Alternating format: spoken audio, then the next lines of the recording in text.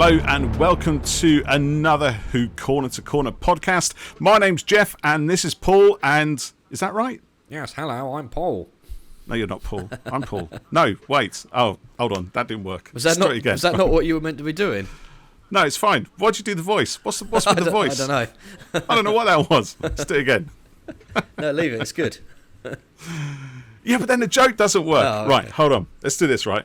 Welcome to another Who Corner to Corner podcast. My name, as always, is Jeff, and as always, I'm joined by my good friend Paul. Hi, Paul. How are you? Oh, I'm very good, thanks, Chumbly. Who's Chumbly? Now what are you doing? What's that? Who the hell is... What is Chumbly? Isn't that what you say? No, I never say that. Oh, right, okay. I never say Chumbly. I mean, that's ridiculous. Right, anyway, enough of this nonsense. It clearly isn't going to work. I had a brilliant idea, but no. I don't know what I'm meant to be doing. To be fair, I did say go with it, didn't I? You did, yeah, so that's all fine. You go, no. Okay, never mind. Anyway, welcome, dear listeners and viewers, to another Who Corners Corner podcast. I'm actually Paul, and he is Jeff. I just thought it might be fun to kind of swap our names around. But there you go. So my idea of fun is not Jeff's idea of fun. So that's all fine. It's good. It's good. You know, these differences are what define us. Anyway, enough of that. So we are going to be looking at, in this very special episode, the anniversary stories of Doctor Who, which I've been looking forward to for ages because I love these stories. There aren't a huge amount of them. There's only a few because, you know, it's not every day that we get an anniversary. It has to be something special. Yeah. If there was too many of them, where would the speciality be?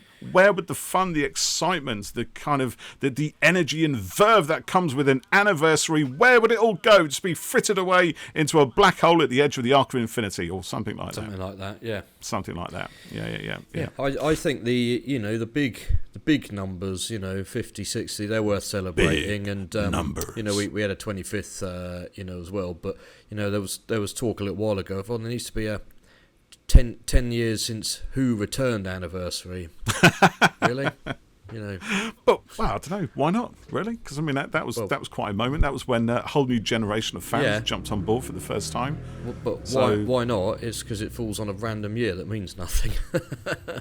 10 years since it started up again. Well, we've missed it now anyway. So. But it's been and gone. Yeah, so it's too late. Nobody did anything about it. It's too late. The opportunity has passed us by. But of course, way back in the 70s, of course, in 1973, we got the Three Doctors. Yep.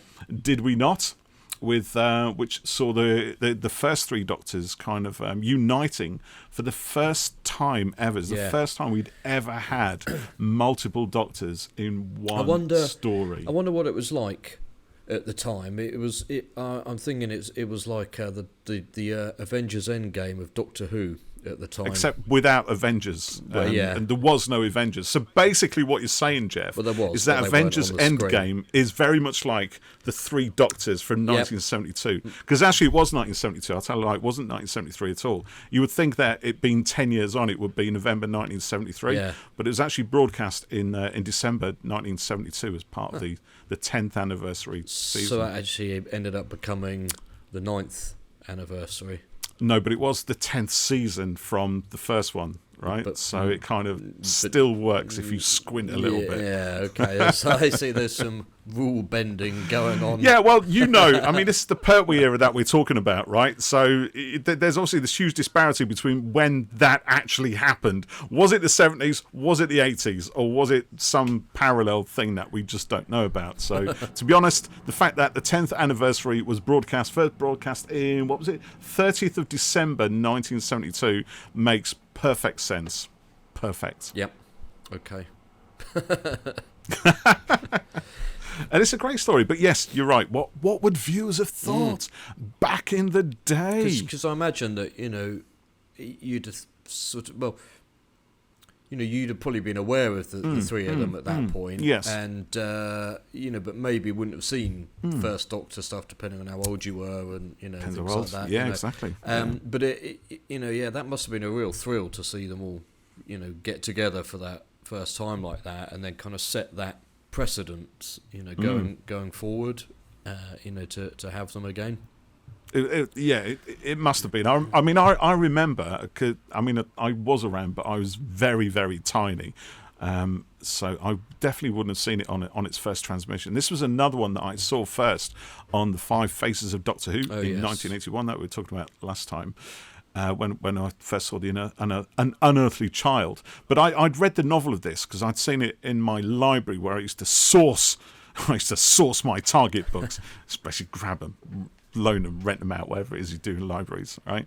And I read it, and it was one that had the cover of the Chris Achilleos cover with the fingers of like Doctor Doom fingers, was it? Because it's ripped. Actually, I'm going on at you for knocking on Avengers Endgame, but it did come from a Fantastic Four cover. Yeah, if it was I Doom, believe the original probably, with the fingers and looking down at the three Doctors with their faces in the bottom in little, sort of arranged under the fingers. Yeah, I believe. So actually, I'll kind of take it back. So eat that. But that's the book. That's not the actual TV show. The TV show itself was written by Bob Baker and Dave Martin. At least the initial draft was, and they got credit for it on screen. But I think most of it is probably written by Terrance Dicks, script editor of the time, with Barry Letts on the side as well, as kind of between them the two kind of, sort of if you join Barry Letts and Terrance Dicks together, then you've got a showrunner, haven't you? Really, you got Let's Dicks.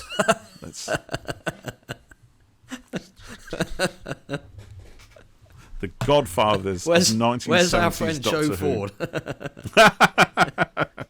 But yeah, it must have been special. I mean, I Joe. loved it. I loved reading the book. I thought it was great. I mean, it's a total conceit. First time we really properly see. Well, we see a lot more of Gallifrey in the Three Doctors. We're introduced to Omega, who is a figure from Doctor Who's past. We'd never heard of him before. We learned that the Time Lord's energy is kind of powered by this black hole, which is going a little bit awry in the deep dark depths of the cosmos and causing all kinds of turmoil and trouble on Gallifrey itself. And in order to kind of help things out, the Time Lords pull out the Doctor from an early part of his timeline. They first pull him, the second Doctor, Patrick Troughton, and there's this brilliant moment where you just have like it could go on for longer. It doesn't go on long enough really, but the banter, the conflict between the third Doctor, the dandy, and the clown, the second Doctor, is just brilliant. Remember when we spoke to Chris Chibnall about this, he cited that as one of his favourite moments in all of Doctor Who, and it is just magical. It's just golden. The fact that the same person doesn't get along with himself from an earlier age is just brilliant. I love that. It's totally the Doctor. Both Troughton and Pertwee's Doctors are both full of themselves, right? They are the cleverest people in the room. So clever, they can't be outdone by an earlier or a future version of themselves. So nothing gets done at all, ever. It's just brilliant. It's like a marketing meeting, right? Nothing gets done. Everybody wants to pitch in with their ideas, but they do very little. So it takes the authoritative influence of the first Doctor to kind of bring the other two into shape and to actually start being a bit more proactive, which for me is brilliant because the first Doctor, the original, Hartnell was there. It was his final appearance in Doctor Who. I think he was really ill at the time, so they had to have him in a little. That's why he's on the screen studio on his own thing, isn't he? Yeah. He only appears in the TV scanner. What's the excuse in the story? The transmat or something's gone wrong, isn't it? It's gone wrong. It hasn't quite worked. So he's kind of stuck in this place, and he kind of needs the other two to pull it together and not only help the Time Lords and save the universe, but also get himself out of this ridiculous place as well. So, and this actually, I think, is possibly why a lot of people's first impressions of the first Doctor are that he's a grumpy old man, because he does play it that way in the Three Doctors. He's really annoyed that he's there. Hartnell is clearly quite ill, so he's having some trouble with his lines, and he's quite short. His lines are quite short and they're very direct, and it is about whipping the other two into doing something proactive and getting on with the job, basically. Yeah, I think it worked fine. Having him like that, and it's a bit like in Five Doctors where Tom wouldn't appear, so they cannily used bits of Shada and incorporated him into the narrative like that, and fair credit to them for working with difficult, situations and making it work for them and the show, and like you can watch it all, I think, and it works even if you're aware of why it's what it is. I was going to say as well, I love the design on Omega's helmet and the suit and stuff. It's pretty good, isn't it? Proper kind of comic book type of stuff. I'm just looking at some pictures of him now, and my memory's a bit blur, but he takes the helmet off, doesn't he? Am I right in thinking that what's under there? Is it nothing? Yeah, that's right. Yeah. It's quite a nothing shock, under isn't there. it? Yeah, it is. Yeah. It is. I remember watching it on the Five Faces of Doctor Who. Because I think at that point it had been a long time since I'd read the Target novel, and I watched it. And I remember me and my mate watched it together. Certainly the last episode we watched together, and we were both kind of spellbound by it. It was just this final big confrontation with Omega, this mythical, legendary figure from the Time Lord's past, and reduced to nothing. Only the power of his will holding him together. It's such a brilliant concept. Yeah. And I remember trying to get my head around that, how strong and how focused and how single-mindedly driven would you have to be for that to even be a thing? How powerful would you be? And it's great. It's it's funny because I watch it now and I'm probably less impressed than I was as a sort of wide-eyed 10-year-old watching it in 1981, but still the idea remains. It's a wonderful idea. It's a wonderful conceit. Yeah, I remember that he takes the helmet off, doesn't he? And then obviously there's nothing there, and you see the doctors behind him. Sort of looking at each other, don't they? Yeah, which is really cool. And I like the the interplay between 2 and 3, and that obviously is carried on in subsequent anniversary stuff in the 50th, where the War Doctor's like embarrassed about It's a similar kind of dynamic as well, exactly, although I think differently. The 10 and 11 seem to get on quite well. Yeah, but even they have their not at all subtle sonic comparison, sonic waving going on at their first meeting, The War Doctor kind of puts them down, we're not here to assemble furniture or something. I get what he's saying. And he keeps taking the mick out of the sand shoes and stuff. Shoes, like you said about the, the Doctor and his cleverness, I sort of feel a bit like they progress, and each new incarnation probably thinks they're cleverer than the best one. What's gone before, and to an extent they would be, because they've had that previous memories, But then it's not an anniversary thing, but when 13 meets the fugitive Doctor, it's all sort of flipped a little bit, isn't it? Yeah, exactly. And she gets put on the back foot, I'm the Doctor, and then actually, no, I'm the Doctor, and then, they're both a bit confused, but Fugitive sort of still maintains the upper hand there, and it was quite nice, in a way, to see that change in the thing there, and the Doctor suddenly, not knowing everything and not necessarily being the cleverest one in the room. Kind of, she's kind of playing catch up in that one, isn't she? Yeah. But I think again you've still got elements of that Trout and Pertwee kind of dialogue. Even there between the Fugitive and 13, it's still, who's trying to... They're both trying to assert dominance, and you're right, 13 is caught on the back foot, but she still has little digs here and there. And then, of course... Go on. Oh, well, and Fugitive is outright far more, kind of dominant and sort of, aggressive, as for want of a better word, and... No, she's aggressive, there's no two ways about it. Which I think she's is... definitely the aggressive side of the Doctor's nature. Yeah, and it was a deliberate, I feel, move to have the opposite of what 13 is like, in that point. Yeah, exactly. Yeah. The Three Doctors is great fun. It's on one of the collection sets, isn't it? And it's on season 10. And I really enjoyed watching that. It's great fun, and you get the gel guards as well, the blobby things that go blom blom as they kind of appear in. You get a wonderful load of nonsense about black holes and antimatter, straight from the pages of New Scientist, no doubt, back in 1972, which is which is fine, which is good. I mean, I love it, and we even get a yokel, I think, if memory serves, at the beginning, who sees the weather balloon, which has got the thing, all the energy kind of attached to it, isn't it? Because it's that's it. It's like a weather balloon falls out of the skies, lands down, somebody finds it and gets zapped into who knows where. Yes. And then later on, when the doctors also get zapped, the Brigadier and the whole of the unit house gets zapped as well. It's like one by one, they're all getting zapped into this anti-universe, this universe of antimatter where Omega's will resides. And you get some wonderful comedic stuff from the Brigadier. But I think by this time, the Brigadier is kind of played more for laughs than anything else. You know, the old conflict against war and compassion from Series 7, which saw the bombing of the Silurian base, for example, is gone, and in its place you get a very comedic sort of Brigadier who still won't have any of the Doctor's fancies, and thinks when he steps out onto this kind of blasted antimatter landscape is in chroma, you know? Which is this little. It's a little coastline up a little coastal town in East Anglia somewhere, isn't it? I think is it up that way? I think it is. Unless I'm thinking of Skegness. No, I'm sure it's East Anglia. Somebody will correct me and put me right. Yes, I'm sure, but yeah.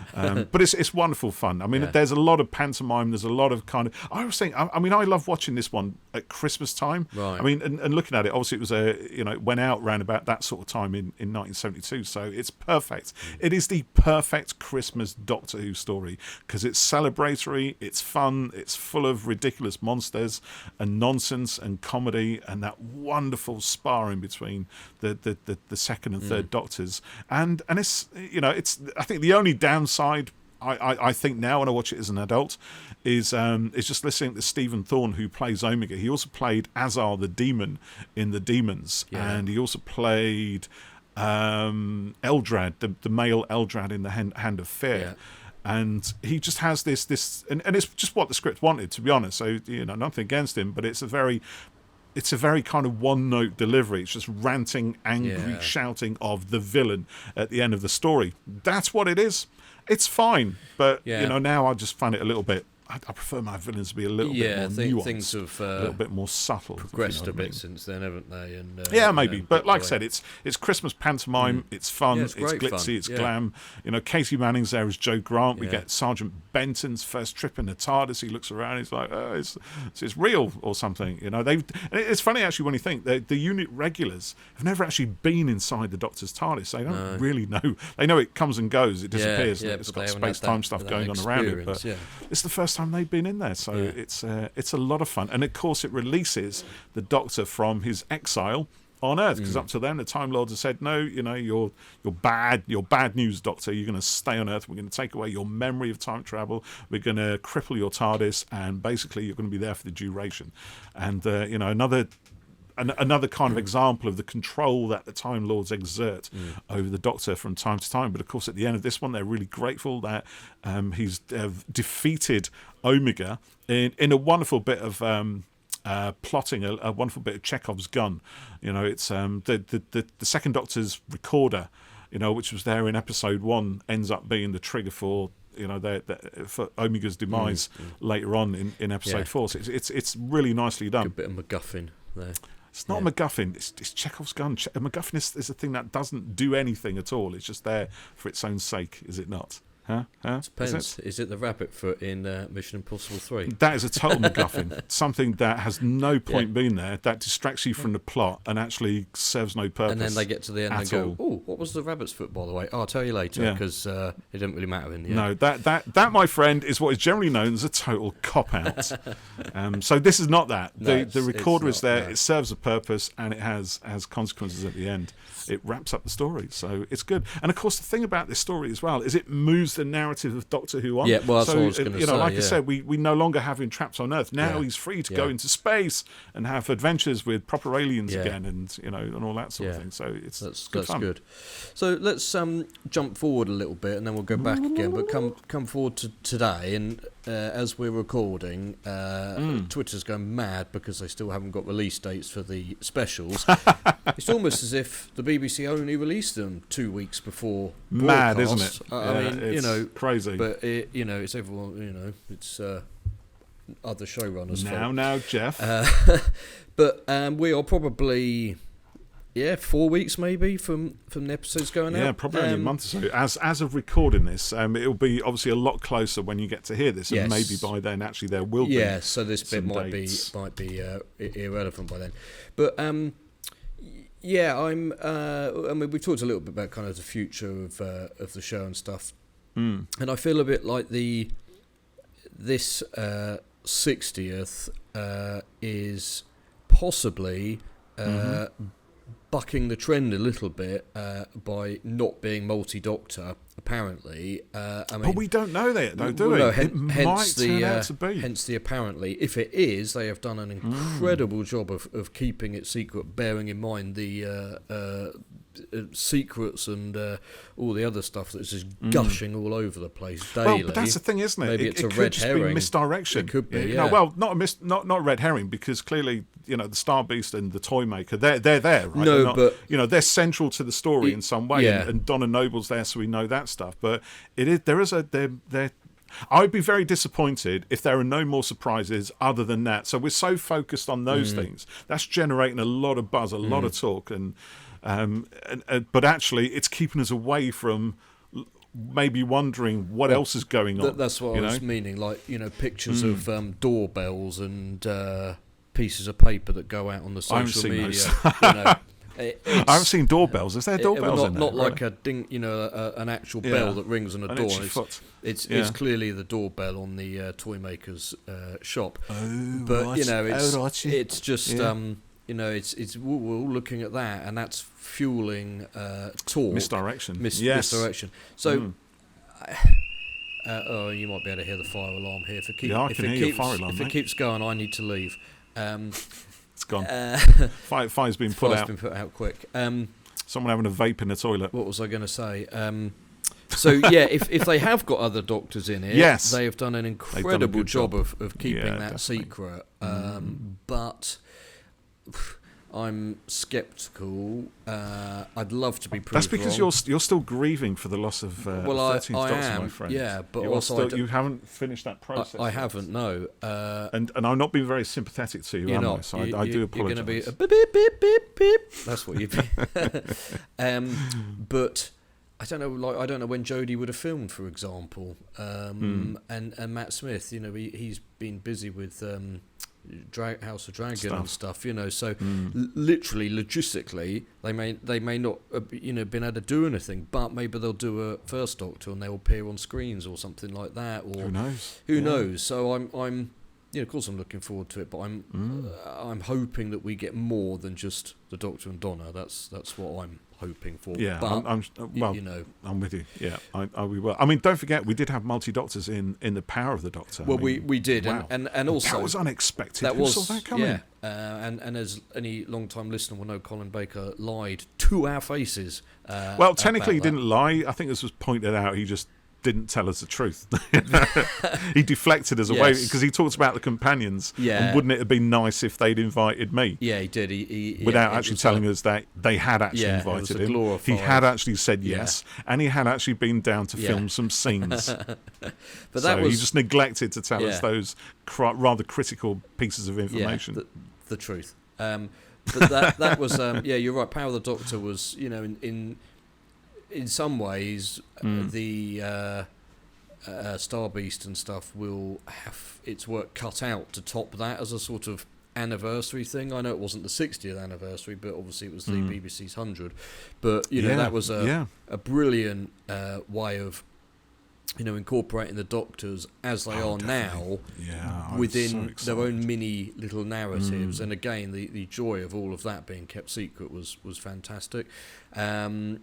But yeah, it'd be nice if there's more in the what's coming, and I do feel that the second and third episodes haven't really been shown much at all, if any. So fingers crossed for that. And now we've also had Once and Future going on this year, the Big Finish 60th. Do you know what? Yeah, I must admit, I haven't really paid much attention to that at all. I listened to the first one. Did you? Yeah, Was it good? And it was good, but I hear that they are sort of largely individual without much of a kind of arc across it, which kind of doesn't bother me really. So I could pick up the fourth episode and enjoy it a bit like the 50th audio series that was done, where there was the Big Finish one, which was The light at the end. But there was also a BBC Audio one that was a story per Doctor. Yes, Destiny. Destiny the Doctor, wasn't it? Yeah. So I remember I've got them up there. So I bought some of them, like Babelsphere, which was the 4th Doctor one, and the 3rd Doctor one, and the 11th and stuff. So I didn't get all of them, but you could listen and enjoy them independently. There was enough. I remember there was a little connection between. Maybe I remember if there was now. Yeah, I mean, it was really minor. I think in the Babelsphere there was a little bit of audio that then came up in the 11th Doctor's one or something like that. So, do you know what I mean? It was there was a connection, but it was minor and it wasn't enough to, you you didn't have to buy 11 separate audios to get the whole thing, you know. I did, though. You have to. You buy I've one, got them digitally somewhere, and then I've got a few of them on disc. But... yeah, I really enjoyed that as well. So Once and Futures kind of bypassed me a little bit. You know, same. It's had quite a mixed. Really got into that. It's had quite a mixed response, I think. Is it? Yeah, not so much. Well, some of it is perhaps a bit random. You know, why is Jackie Tyler joining up with a Doctor and stuff? You know, right. But I saw a few people not liking that it wasn't more connected. But like I said, that doesn't really bother me. So. You know, I was when they announced it, I thought, oh yeah, I'll buy that. But then I thought, oh, it's a lot of money. I'm not going to spend that. You know, when I kind of feel give it another 10 years and it'll be down to like $1.99 for download only or something. Yeah, exactly. Which I know isn't really the point. You know, you sort of missing out. No, but you know, you have to be careful. You know, financially and stuff, of course. And I just thought, you know, I haven't even listened to. Like the last unit set that I got, I can't. I'm not going to be able to fit those in and stuff. So you know, there was a couple of reasons, you know, for not getting it. But we haven't. I was going to just talk for some reason about like the Titan Comics kind of crossovers that they were doing a few years ago. They did a number of different stories that featured all of their Doctors. Coming together, so it was like 9, 10, 11 and 12 in the Cyberman story and stuff, Supremacy of the Cybermen. So they were their own little kind of mini anniversary things, although... and when was this? Was this for the 50th again, was it? I can't remember when they did them now. I'll look it up quickly, but they were pretty good. Supremacy of the Cybermen. Jeff consults Google. But they did sort of slightly end up...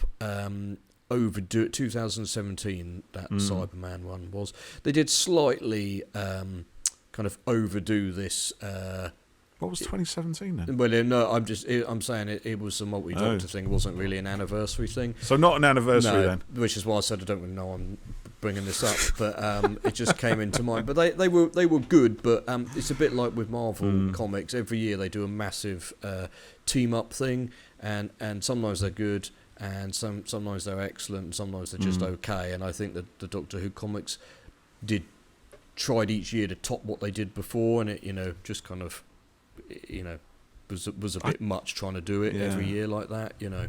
So I haven't done the Titan comics at all. Yeah, I mean, generally they are really good. Not a single one of them. Would you recommend them? Are they good? Yeah, definitely. Yeah, I mean, I've done the Cutaway comics, which I like, which are not really Doctor Who. They're kind of spin-offs featuring different characters from Doctor Who. Yeah, there's a few. I do things enjoy like that, those. Yeah, but the Titan ones are really good. I mean, the range was huge at one point. You know, each Doctor, 10, 11 and 12 had their own ongoing series, and then 9, 8, 4, 3 got mini series, and then 13 started, and then that finished. I mean, it's still was left on a cliffhanger, and at the moment the range, there was a Fugitive Doctor series last year, just 4 issues, and then in early November now there's the 10th Doctor and Martha story that's been written by Dan Slott, who's quite a big comics writer. I have sent that to you to read. Actually, you should have a look, because it is really good, because it's really funny, and it's got quite a clever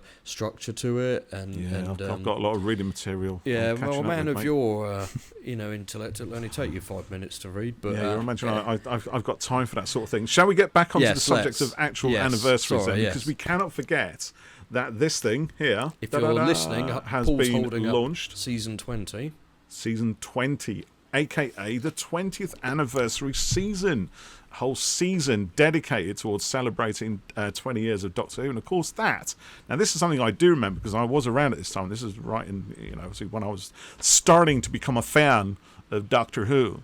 And this was quite big because it wasn't just what was on TV. This is, I think, the first time we'd seen a lot of other stuff going on around it. Obviously, with the 10th anniversary, there'd been the Three Doctors story. There was some stuff in the Radio Times and there was stuff on Weetabix packs and things like that. But when the 20th came around, suddenly Doctor Who had got a little bit bigger, and I think really at that point it was almost like the height of its popularity. And there was the 20th celebrations in Longleat. Now, I don't know the actual stats because I don't have them in front of me, but I think they expected, let's say, 500 people to turn up, which is probably or at least as much as they could accommodate in Longleat comfortably. And then they had 4 million people turn up on the day. Yes, it's legendary. Many without tickets or something. It was that kind of gulf, tiny amount expected, masses turning up. Go on. I'm just going to drop in here. So there's been we asked for people's thoughts about anniversary stuff, so I'm going to read some of these out as we go because they're relevant to what we're talking about. Go for it. So this is from Mike Clark, who's at Planet Photon. When I went to the 20th anniversary celebration at Longleat, I didn't realise how big it was going to be. I don't think anybody did. Blew my 14-year-old mind. Seeing so many people who I'd only seen on TV was amazing. Only went for one day, but what a day. And Mike's shared a picture of him holding up a very battered commemorative programme for it there. Oh, wow. Which Brilliant. is good. I've just retweeted that. So Mike, you've just had a retweet. And then if you're listening to this later, that's that. It's a bit timey-wimey. So there you go. It's amazing, isn't it? Yeah. I mean, the bizarre thing, this is obviously what happens in life now. I mean, I don't live that far from Longleat now. I'm literally just a couple of miles away from it. But back then I lived, was I up north? I can't remember if I was up north or whether I lived the other side of London, one or the other anyway. Either way, Longleat was somewhere I just wasn't going to get to, at all. And, so it's just, so I wasn't part of that, sadly. But looking at some of the footage which exists, I really wish I did. I would have killed to have been at something like that. We need to go to something soon, whether it's a BFI or one of the London Comic Cons or something like that, because you've never been to any of them. I never have. I've never done that whole thing where I've had to dress up as a doctor. And we don't have to dress up as a doctor. I wore my special TARDIS T-shirt. Did you? Yeah. See, I've got a TARDIS. I need a TARDIS T-shirt before I even do that then, or something that. Wear your girls' one that you bought. I can wear my girls' one. Yeah, it is. Do you know what? For an extra large, it is tiny. I thought, well, it might fit. You never know. And I did try it on. It's not going to work. It's not going to happen. It's just, I'm obviously a fat bugger. Well, you know what I mean? You're good at that. Yeah, I've got some girth on me. That's for sure. Anyways, right. So of course, at the end of anyway, the thing about the 20th anniversary season, it was is that it features, every story features a villain from the Doctor's past. So whereas season 19 had been pretty much brand new villains, with the exception of Cybermen, I think, and the Master, then season 20 was completely opposite. Let's celebrate the show's past. Now, a lot of the stories were brand new. We had Arc of Infinity, which featured the return of Omega. So Omega was this time played by Ian Collier.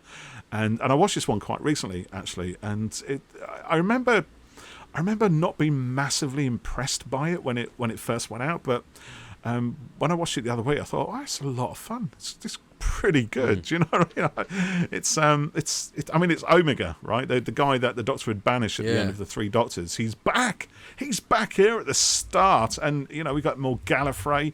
We see Colin Baker doing his turn as Commander Maxwell, and on the back of that, thinking he would never get to play the Doctor, because once you played a character in Doctor Who, you're never going to be invited to play the Doctor. Well, we know that it's just simply not true. Just doesn't happen. No. That's just not true at all. You can be anybody in Doctor Who and still come back for more, even as the Doctor later on. So there's that. There's Snake Dance, which features the return of the Mara. Yeah. who was a villain from the previous season, so still a returning villain sort of. But that's great because it's almost like part 2 of the story, and it's a brilliant Tegan story.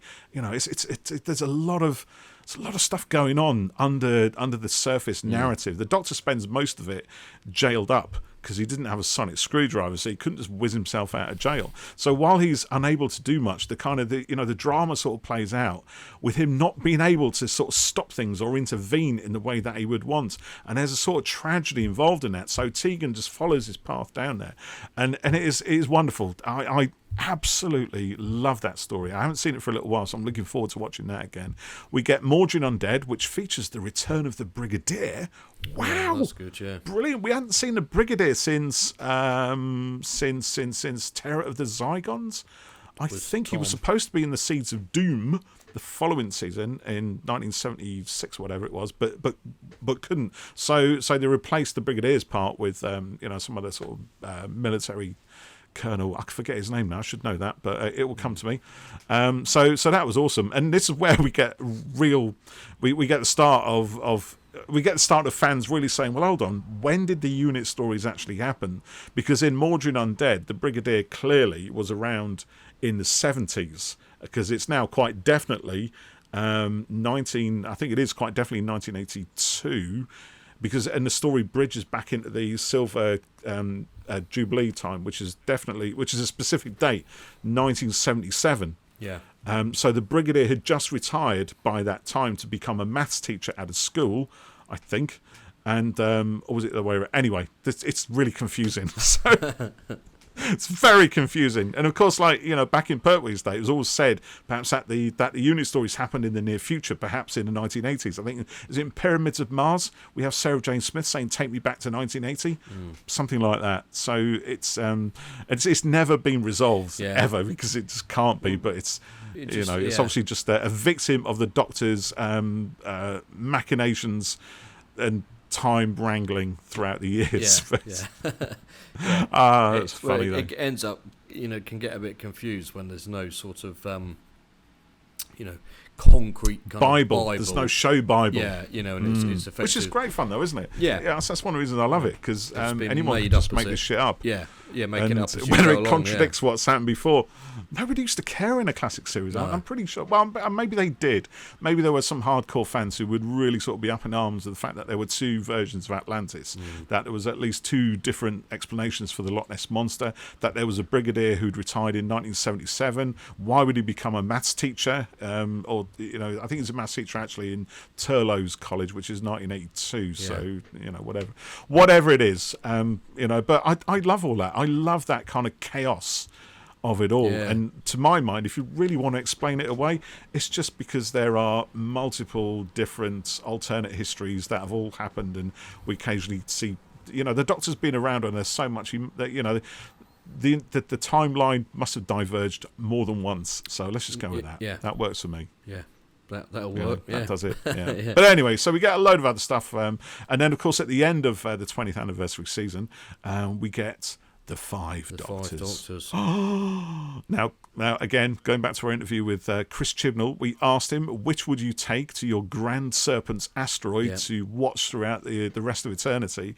And for a long while, he wasn't sure, was he? No, the 5 Doctors or the 3 Doctors? Really if torn. I take this, then I lose that. He went with the 3 initially, but I think the 5 Doctors still lingered as being, a one that he would not do without. And I feel that, it's a cracking story, because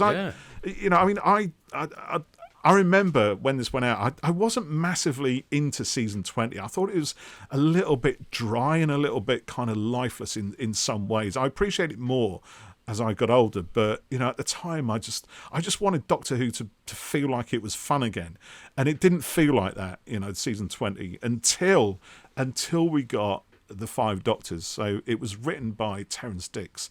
I think initially Robert Holmes had been approached, but was given the shopping list of what to include by Eric Sayward, and then the shopping list got bigger and bigger, and he said, "Oh, no, get Terrance to do it. I'm not touching that now." So Terrance took it on, delivered the shopping list, and more besides. I'm just looking at some pictures from it. Yeah, it's a great story. It was just, it's so much fun, and like I was saying earlier, the way they incorporated 4, even with Tom not wanting to do it, was really nice. And I get slightly blinded by the. You got sun shining on your there, face, Jeff. I can see it. So there's a couple of comments here about the 5 Doctors. So Max Blake, who is our Magic the Gathering expert friend, the 5 Doctors was one of my first classic stories, and I'll defend it profusely. Do people not like it? Oh, people love it. Yeah. How can you not love it? Yeah, Max, you must have met the wrong people. Because of my perspective, some things such as Herndl that were contentious are not an issue, and it portrays the other Doctors perfectly. So it's Richard Herndl, isn't it? He was brought in to take the place of William Hartnell because he was... He passed away. Oh, he had passed away at that point. Yeah, I was going to say he was too ill to do it. Not long after the 3 Doctors, I think. Yeah.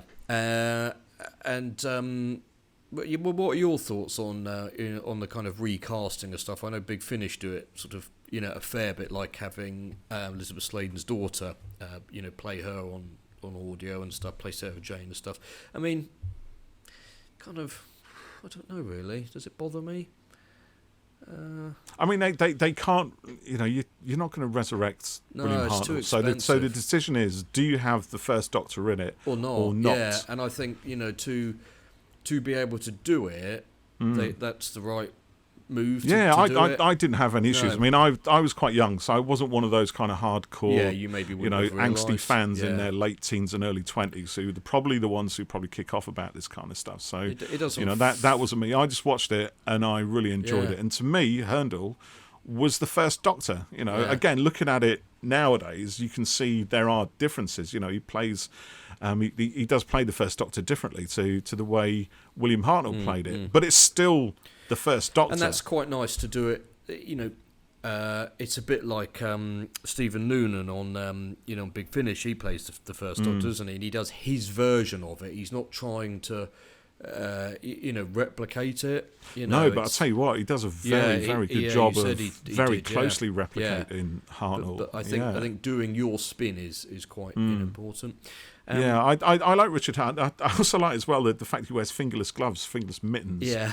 And he does take second Doctor actually for some reason. It does. Yeah. Well, this is the thing actually, because Richard Herndl's first Doctor, it does seem much more of a combination of all the others. He seems to be much more aware that he's got future selves, and more, it is still willing to take charge. He takes charge of the young crew inside the TARDIS. Well, so he's got kind of he's paired up with Tegan, which is brilliant because you got spiky, no nonsense Tegan with sort of spiky, no nonsense first Doctor, and where Tegan gives it to the 5th Doctor, who kind of maybe just turn his back, walk away, or just tell it to shut up, or go, oh look at that interesting thing over there. The first Doctor gives it back to Tegan. And actually sort of takes ownership of that relationship. Well, maybe it's a lot of fun. The first Doctor is, aware here of, the fugitive and the other timeless Doctors before. Who knows the truth of it? But of course, the thing is, I mean, Terrance Dicks, who's the master at writing for Doctor Who, and he always said, you just write for the Doctor. Yeah. So the lines he gave to the first Doctor, it's all there. Yeah. It's there in the dialogue. I'm not trying to cheapen Richard Herndl at all because he obviously brought himself to it. But in a way, as long as somebody there looks like the first Doctor and can deliver those lines with the kind of authority and cheeky quirkiness that he had, then that Hartnell had, then great. You pretty much got it. Yeah. I was going to say something there. Sorry, mate. It's gone. It's gone. It'll come back to you. If it was good enough, it will come back. It probably won't. So the 5 Doctors, we get. We get some great moments. So we've got. We got the second Doctor meeting up with the Brigadier at Unit.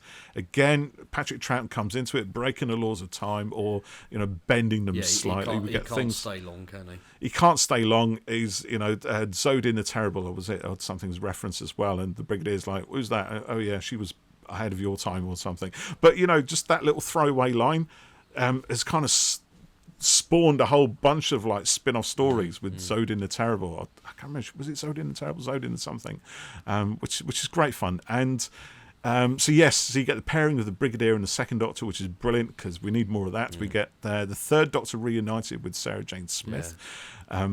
Giving her stage directions. Put your leg over there. Your leg over there. Put that. That's it. Hold that. Now move. Do this. Do that. As he's trying to get across the thing. We get Tom Baker reduced to a kind of wibbly statue waxwork thing as he's kind of caught. Actually, no, it's not the statue, is it? It is literally a freeze frame from Sharda, like you said. But then that's it. That's him in the publicity shots. I mean, like, imagine trying to do that today. It's the waxwork in the publicity shots. And then, of course, we get the Fifth Doctor. And I love the Fifth Doctor in this, is particularly towards the end, because he's kind of exasperated by the others. It's like he's just had enough. Yeah. You know what I mean? It's like, he's a bit embarrassed, probably. That's what I love about the Fifth Doctor, right? I mean, again, just going back to the Arc of Infinity for a second, right? So at the end of the previous season, the Doctor had said goodbye to Tegan, right? He dropped her off at Heathrow. She got on a plane. That's it. Bye, Tegan. Off you go. Right, then according to Big Finish, a whole bunch of stuff happens with just him and Nyssa alone, right? And then, of course, the next, first story in season 20, Arc of Infinity, Tegan's back, right? But, not initially as a companion of the Doctor. She's a cousin of somebody else in the story who's got shit happening to him, right? And but then, of course, she's reunited with the Doctor. She's been fired from her job as an airline stewardess, and now she's free to jump back on board. And Peter Davison's face is like, and this is like hugging her. Like, oh yeah, Doctor, won't that be great? And Peter Davison's just like, Just for a brief second before the titles crash in, he just looks so downtrodden, so crestfallen that he's going to have Tegan back on board. I mean, it's just, I love it. I love that TARDIS crew so much. Honestly, I think they're great. Really good stuff on Big Finish as well. With yeah. But of course, so your memories of the Five Doctors. Then, when did you first see this? As a much younger fellow. Well, no, I wasn't much younger. I think the first time I've seen it properly was no, it wasn't on the collection. I had it on DVD, so I've seen it. I watched it on the collection, fairly recently.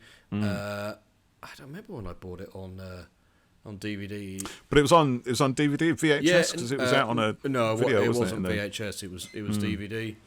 And like I said before, I was buying a few around the time of the 50th. Because there was quite a push on them and stuff, like there is at the moment. There's a lot of the little dedicated sections in the shops and stuff. So yeah, I watched it first, back then, and I remember this is the one with the silver gimp-suited robot thing, isn't it? The Raston warrior robot, is that what you mean? Yeah, that's it, yeah. I mean, if that's your definition of a gimp suit, then, Well, is that what you call it? A morph suit? I don't know, it's just a kind of silver one piece with a blank head, isn't it? Well, sorry, this sun is really like, it's blowing my face out. Have you got like a blind or a curtain or... give me a second. Something to kind of hold over your eyes. Create shadow upon your massive forehead. There we go. That's better. Look at that. There you go. Yeah, and it jumps around, doesn't it? Does it make a silly noise when it jumps? It goes. That's it. Yeah. As it fires arrows and things, and it goes. And then.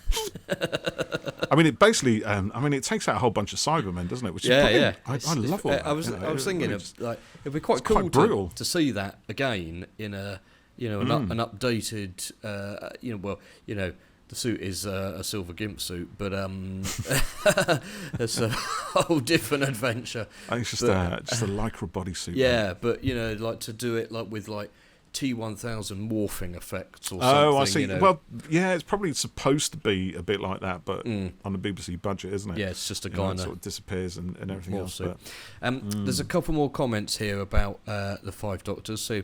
Go for it. One from Ian McCardell, who is from Cultbox TV, and who's always very good at featuring us on their podcast roundup. I have fond memories of the Five Doctors sitting as close to the TV as I was allowed and scowling at my grown-up oldest brother who'd come home and wanted to know what was happening. I'd flicked through the first pages of the Target book already, however, in a bookshop. Oh, yes! That came out like the day before, I think. Did it? Yeah, see, that happens sometimes, doesn't it? Bit of a tangent, like I used to buy quite a few film novels and stuff, and the adaptation and stuff, and sometimes the the book would have bits in it that were different to what the final film had, because it was based off an earlier script draft or something like that.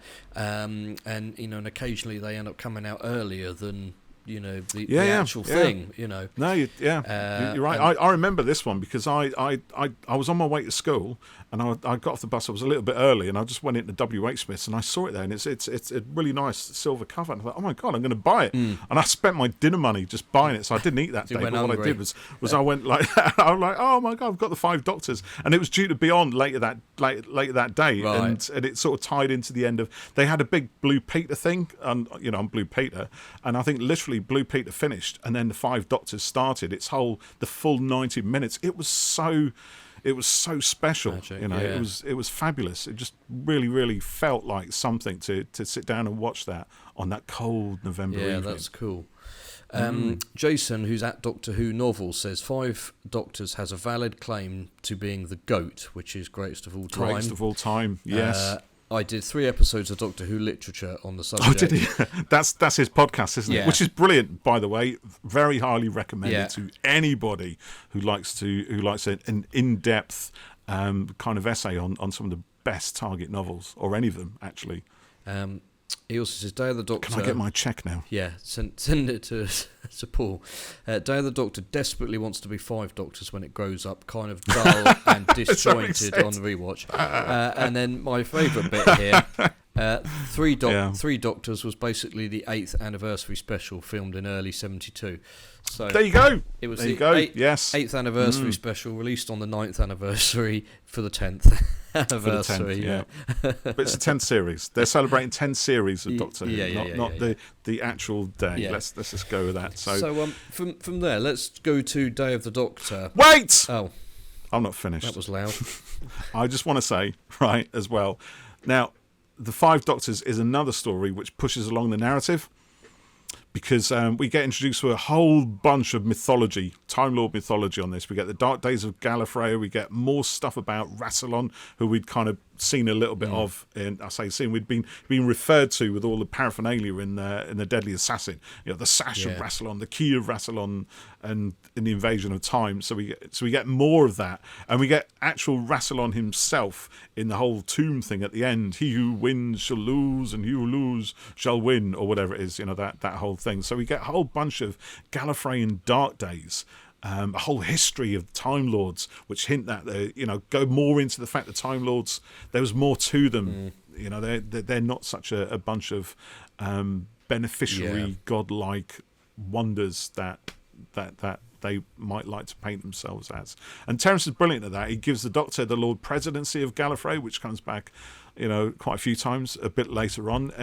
But again, it's another anniversary story, which, while celebrating the show's past, also looks very much ahead to its future. Again, builds on what we know with a lot of new stuff that powers it forward. Even the 25th anniversary story, Remembrance of the Daleks, which I just want to mention very, very briefly, does the same kind of thing. It sort of disrupts the narrative slightly. We get the Doctor back at Coal Hill fighting Daleks. We get the Hand of Omega, which obviously has a history. Omega's thing going right back through the 5 through the 20th and the 10th anniversaries.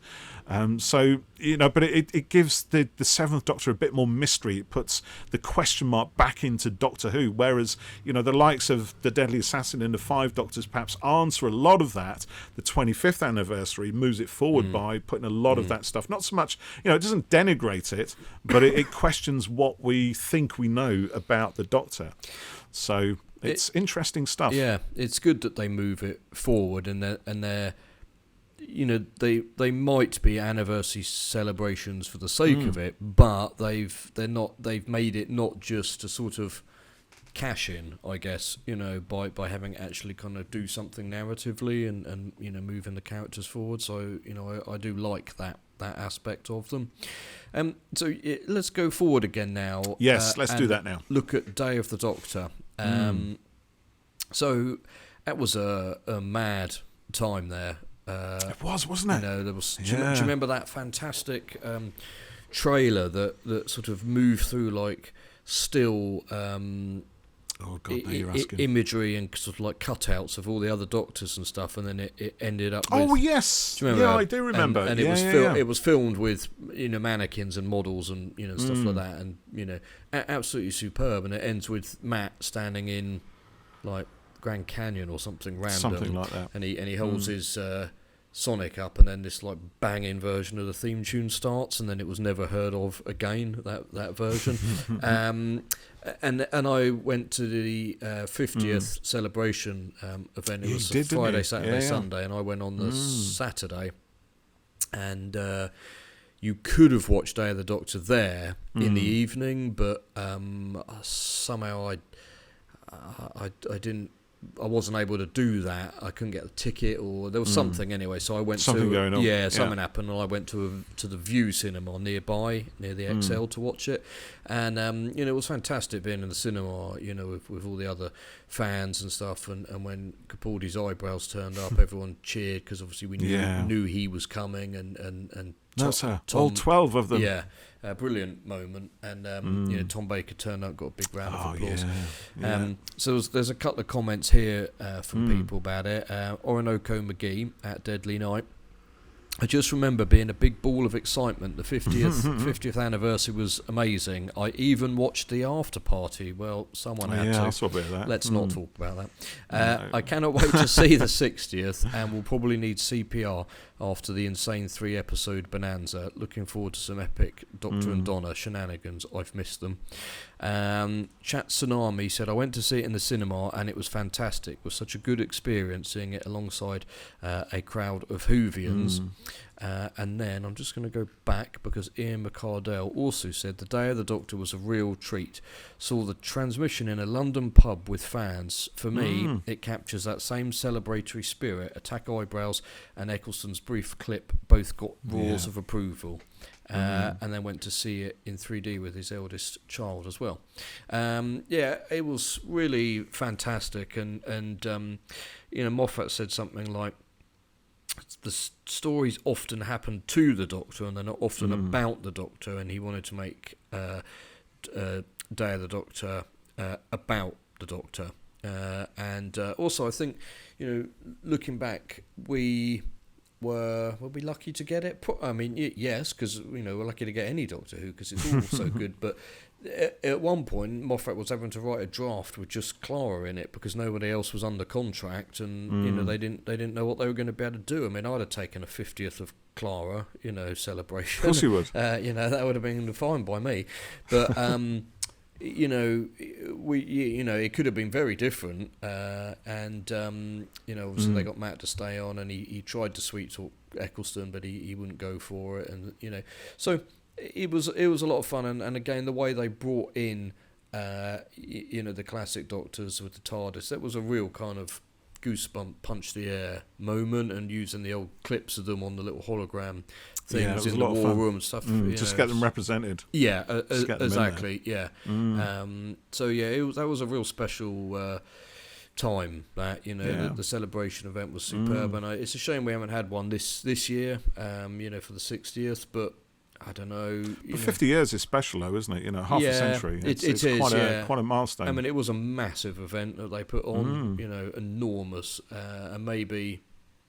I don't know. It's a bit slightly odd at the moment, isn't it? Shooty hasn't started yet, and David's not sticking around. We're still in a kind of limbo, I think, at the moment. So still neither one thing nor the other. So until we get the certainty of that, of those episodes come along, then we all know where we're at. Yeah. So we're all shadows waiting for a sundial to show us where to point or something. It would have been a bit odd to do a massive great event without a sort of permanent Doctor in place. The next one hasn't started yet, and blah, no. Blah.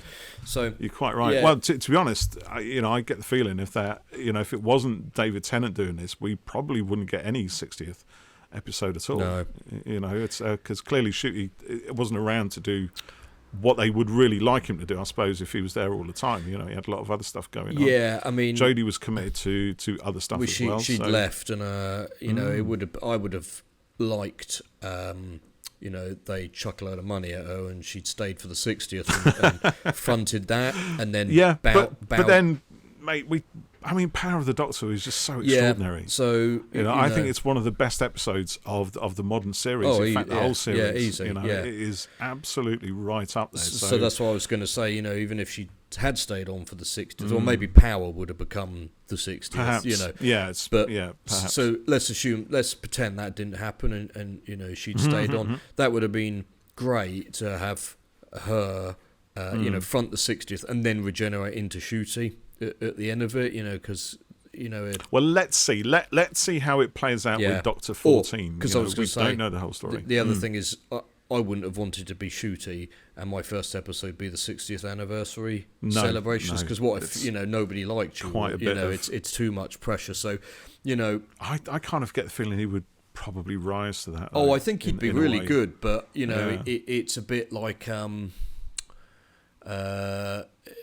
let's go back to making your roster of Avengers comprised of people who've never been in a film before. It's a gamble. And they got the whole expectation, the whole weight of everything. Regardless of individual talent and blah, blah, blah, That's a good point. So was David brought back for reasons, or was it because, they were like, we haven't got Jodie? Either way, it's worked in their favour because, he's a very, very popular actor. Yes. He was a very popular Doctor. Yeah. And he kind of represents a time when Doctor Who was, kind of at its peak in this century. Yeah. In terms of its reach and its appeal. There's no doubt in that. So, for many people, it's like Tom Baker, was always the Doctor. And for a lot of people of this generation, David Tennant is the Doctor. Yes. Yeah. Whether you love his Doctor or not, that's a kind of undeniable, unshakable fact. Yeah. And he was a good Doctor. He was. I'd love those episodes. Yeah, he was great. Yeah. But then I don't favour one Doctor over another. I just enjoy them all. I enjoy what they all have brought to it. And same. And I can't bear these. Ranking the Doctor. No. I'm not a big fan of that. But I obviously love Jodie's Doctor. Hugely. And kind of. It's funny. I until she came in, I sort of loved them all equally. But then it sort of leaned far more towards her, but there's not a Doctor, like if you said, let's put this one on, great, whatever, I would. There's no, I don't want to watch that, I don't like that. No, one, stick it, bring it all on, which is why it's so brilliant. Which is why it's so brilliant that we got John Hurt playing the Doctor, the War Doctor. God, I mean, it would have been great to have seen Chris Eccleston pick up the 9th and play that out, because that would have made the 9th Doctor, I think, seeing that story. But it kind of just shows you in some ways, and you're talking about making shows in face of adversity, having to make creative decisions, like having to rewrite the entire 3 Doctors because William Hartnell wasn't available to fill all the words, all the plans that they had for him. And same with this one as well. Well, okay, we can't get Chris, so let's not just replace his Doctor, replace his character with somebody else. Let's not do a Richard Hurndall. Let's have a whole new Doctor that we didn't know about, which of course sets precedent for things like the Fugitive Doctor later on. And now we don't know how many Doctors we've had. So, and of course that whole thing about being the War Doctor, where it really sort of throws the Doctor into that dark side that he's always had, that we saw a bit of towards the end of Tennant's kind of original, the 10th Doctor's era.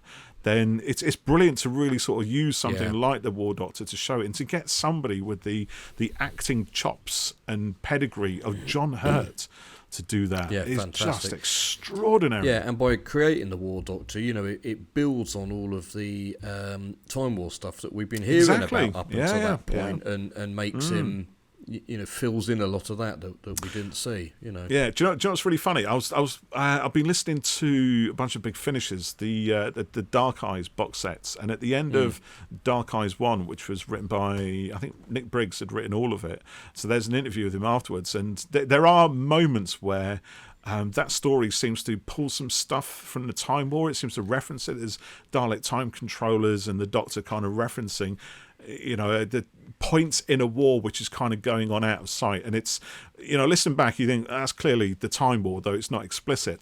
And Nick Briggs kind of explains that in the whole behind the scenes stuff after the drama. So, you get the whole behind the scenes afterwards. And he says, like, I think the the Time War should remain unseen. We don't need to go there. It's better if it's left to the imagination and everything else. And this obviously pre-Day of the Doctor. And he does say, of course, I know I'm going to eat my words a year or so from now. And he had no idea, I don't think. But but the fact is that not only did we see that resolution in the Doctor's makeup, that resolution to all the pain and guilt, that survivor guilt that the Ninth Doctor had, resolved. We saw the Time War, and we saw it revolved in what I think. And I know it's got its detractors, but I think is a bit of genius storytelling. And the healing that it brings to the Doctor, and it allows the Doctor to move on, it does, and be a different person. The 11th Doctor after that, well, he regenerates pretty soon after that, but he's not carrying that guilt and that weight and that horror in quite the same way as he was leading up to that point. It helped clear the table for future adventures without and it did sort of rewrite the history of it, I think. But then the Time War is all about, as far as I understand it, rewriting history. Literally weaponizing points in time, weaponizing history, weaponizing people who make things happen. Events, changing events, so that they have an impact that will have a negative effect on the enemy somewhere. It's all of that stuff. So for the fact of the resolution to be played out in a similar way, kind of, it kind of gives credence to that whole narrative of having a war played out in those dimensions, which is quite an extraordinary thing. And then, of course, we get a whole big finish: Time War, Time Master, War Doctor, and everything else going on. So, and again, another story that moves the narrative on, moves things forward, in a way celebrates the past, has a really popular Doctor, partner with a really popular Doctor, shows us a Doctor that we'd never had before, and brings back the Zygons, which is always good. A little bit of frivolity, perhaps, with the whole Queen Elizabeth thing, but this is the height of the Moffat era, right? This is what he does. We're used to it by now, so why not? Just drop Queen Elizabeth in there just to give up some good jokes. And do you know what? I can't help it. I still laugh at them. Really, it's still funny, even though they're crap. They're still funny. And of course, it's brilliant. I love the ending. Clara gives the War Doctor kind of peck on the cheek. He kind of heals himself as well. He the fact he kind of understands that he was never not the Doctor, despite taking on the mantle of warrior and everything else that we saw in that brilliant Paul McGann thing, the Night of the Doctor. Despite the War Doctor taking that warrior persona on, he was always still the Doctor. He might have made some difficult decisions. He might have let a few more people die than perhaps he would have done, but he had to be there at that person, and he still did, despite what he tells himself. He still did what the Doctor would have done because he was never not the Doctor. And I think he realises that at the end of it. When he regenerates into Chris Eccleston. They all move forward a bit, and they have their individual little arcs within it, and it's really nicely done, and it is. I impressively do like it. pulled off. So obviously we've got the 60th episodes coming up very soon, maybe in a couple of weeks by the time our episode here goes out. So we'll be doing what we've done with new episodes before, which is reviewing them, recapping them as soon as we can after they've gone out, depending on airtime and we don't know the dates. No, as we said when we started this. Let me just have a quick look at my diary, so that we don't know if they're going to be Saturdays or Sundays. Well, I'm at a Peter Kay show on one night in Peter Kay November. So me and Frey will do it then. Well, you might have to, or we'll have to wait until the next. We'll sort it out, Jeff. Don't fret about it now. Let's. But we'll be there. We'll be doing it as soon as we can, and want to know what you all think as well. So thanks for joining us for this anniversary chat, and we'll catch you soon for more anniversary chat. That was brilliant. That was great. That'll do. Yeah. Fantastic. Good. Bye. Bye.